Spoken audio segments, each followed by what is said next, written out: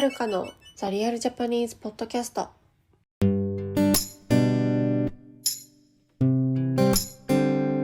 い、皆さんこんにちは。お元気でしょうか？はーい。なんかちょっとタイミングが間違えちゃった。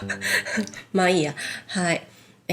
皆さんお久しぶりです。先週、ポッドキャストお休みしてしまい、本当申し訳ございませんでした。なぜポッドキャストを休んでしまったかという話を今日したいと思います。もう皆さん、もうこのポッドキャストのタイトルを見て、もうほぼ 100% の人がね、この理由を分かっていると思うんですけれども、はい、私、日本に帰ってきて、早々、コロナに感染しました。はーい。はーい。何やってんだろうね、私は。本当にね。事の経緯を説明いたしますと、日本に帰ってきたのが8月31日なんですね。で、8月の28日に日本に帰るために PCR 検査をしたんですよ。はい。陰性だったんです。やったーと思って帰ってきました。で、8月31日に到着して、9月2日に朝起きたら喉が痛くて、私クーラーで喉がやられたと思ったんです。はい。で、旦那さんに、なんかクーラーで喉が痛くなっちゃったとか言ってね、なんかそんなふざけたことを言ってたら、どんどん体がだるくなってね、熱が出て、気づいたら、37度5分まで夜に上がってしまって、日本人の平均の平熱っていうんですけど、平均の熱体温は、だいたい36度から36度5分、6分ぐらいが平均だと思うんですよ。私もそうなんですけど。なので37度5分っていうのは、微熱なのかな？少しの熱。はい。高熱ではないですね。38度とか超えると高熱って言われると思うんですけど、微熱が出てしまって、喉の痛みと咳と、体が痛くて、あと頭痛っていうのが、症状であって、こりゃコロナだと思ってね。はい。で、そのまま、その日が9月2日で金曜日だったんで、月曜日まで微熱が続いて、っていう感じでしたね。はい。なんか、高熱は出なかった。だけど、喉の痛みが結構強くて、で、実は今もすごく、喉に違和感があるんですよね。痛いってほどではないんですけど、なんかこう、咳がすごい出ちゃう。なんでなんだろうって感じ。で、今日、病院に行って、喉と咳のね、薬をもらったんですけど、だからちょっと、ごめんなさいね。聞きづらかったらすいませんね。本当に。喉が変な感じなんですよ。そんな感じでね、先週は、録音することもできなくて、喉が痛くて。で、編集する元気もなくて。ということでお休みさせていただきました。その代わりにですね、YouTube に私のカナダの Vlog をね、公開しているので、もしよろしければご覧ください。はい。そんな感じで、1週間経ったんですよね。で、まだコロナになった人、なってない人いると思うんですけど、私の場合はその4日間熱が出て、結構体が動けない状況でした。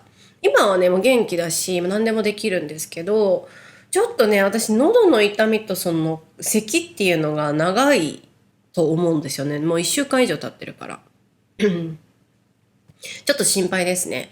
結構、その後遺症として1ヶ月とか2ヶ月とか、その咳が続いたり、喉の痛みが続く人がいるらしくて、私はもうそうなってしまったら、私のこの仕事は成り立たないので、はい。すごくきついですね、それは。はい。そんな感じです。皆さんお気をつけてください。なんかコロナはね、今もう当たり前になってますけど、やっぱり感染するときついですね。風邪とはやっぱ違う。インフルエンザに近いかなと思います。でもインフルエンザより、その周りへのね、感染力が高いとか、その後遺症っていうのがやっぱ怖いかなと、はい、思いますので、皆さんお気をつけくださいませ。はい。なんてね、私はどこで感染したんだろうと思うと、飛行機の中かなっって思うんだよね。なんか日本行きの飛行機に乗って直行便だったんですよ。もうバンクーバーから東京成田まで直行だったんですけど、80% ぐらいの人がトランジットで日本に来てたんですよ。だから日本で乗り換えて多分違う国に行く人が 80% だったんですよね、飛行機の中で。で、トランジットの場合 PCR っていらないんですよ。そう。日本に来て日本で降りる人だけ PCR が必要なので。はい。で、そうなると多分飛行機の中で普通にコロナになってても全然乗ってる人とかも多分いたので、まあ飛行機の中でなっちゃったんじゃないかなっていう気がします。はい。ね、まあでもコロナの間、まあ私は何してたかというと、マジでずーっとワンピース見てました。はい。ずーっと見てた。もうね、まあだるいから、やることって限られてんだよね。なんか掃除とかしてたの。なんかちょっと元気だった時は掃除とか一生懸命してたんだけど、もうなんか本当に体が重い感じになっちゃった時は、もうずっとソファーにこうやって寝て、テレビでワンピースをずっと見るみたいな。だいたい新世界のシャボンディ諸島から魚人島、パンクハザード、今ドレスローザまで来ました。はい。イエーイ。結構見たんだよね。結構見た。で、結構感動するのよ、ワンピースってやっぱり。だから、なんか泣いたり笑ったりするんだけど、なんかそれも疲れんだよね。特になんか泣くっていうの結構疲れるじゃん。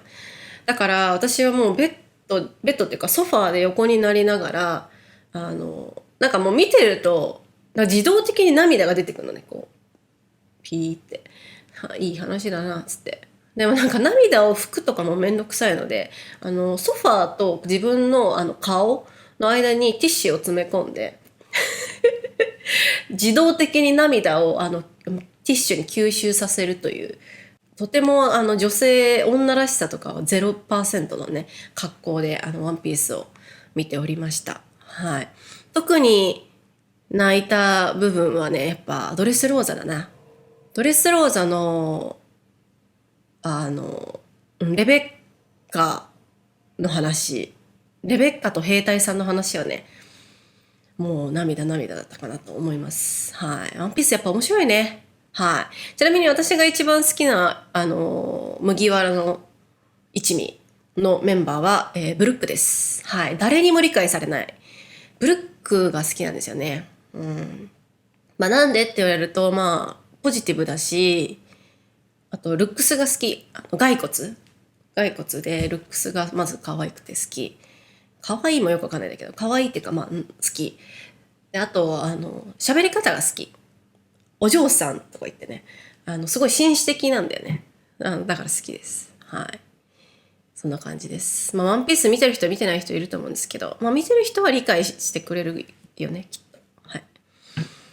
まあ、そんな感じで、あとは仕事をしながら、ワンピースを見て、仕事をして、ワンピース見てみたいな、そんな生活をしております。せっかく日本に帰ってきて、鎌倉旅行に行く予定だったんですけど、まあ、それもキャンセルになって、はい。どこにも行ってないです。何もしてないです。ずっと家にいます。はい。そんな感じ。早く元気になりたいなって思います。はい。まあ、今日はその報告、来週からは元気 100% でこのポッドキャストをお届けできたらいいなと思っています。はい。じゃあ今日はこんな感じで、コロナに感染したお話でした。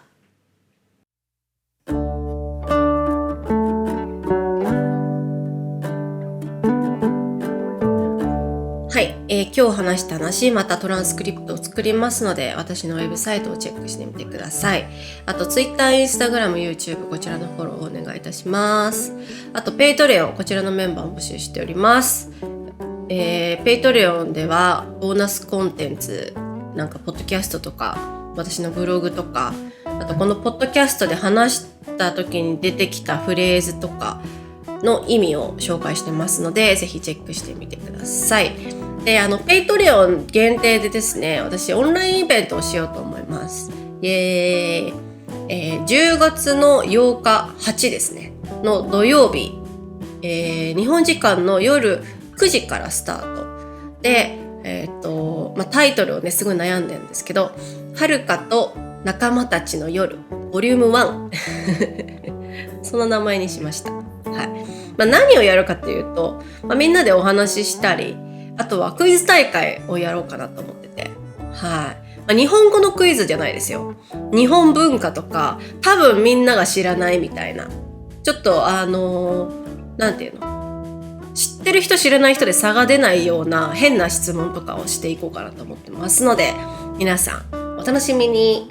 はい。締め切りは、10月7日までになりますので、まだペイトリオのメンバーじゃない方もこれからペイトリオのメンバーになったら申し込みできますので、ぜひよろしくお願いします。はい。あと何ですかね。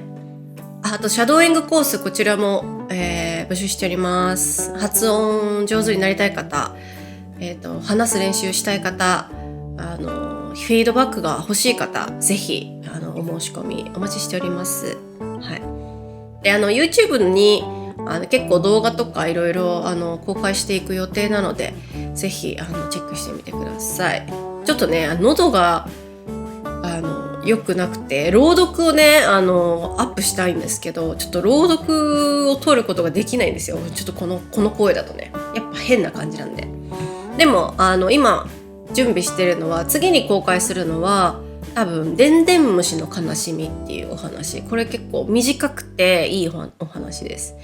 でもう一つは桃太郎、はい、日本で一番有名なお話ですね。桃太郎。あとは雪女、これは怖いお話です。雪女。この3つをね公開する予定なので、ぜひ皆さんお楽しみに。はい、じゃあ今日はこんな感じで、また次回さようなら。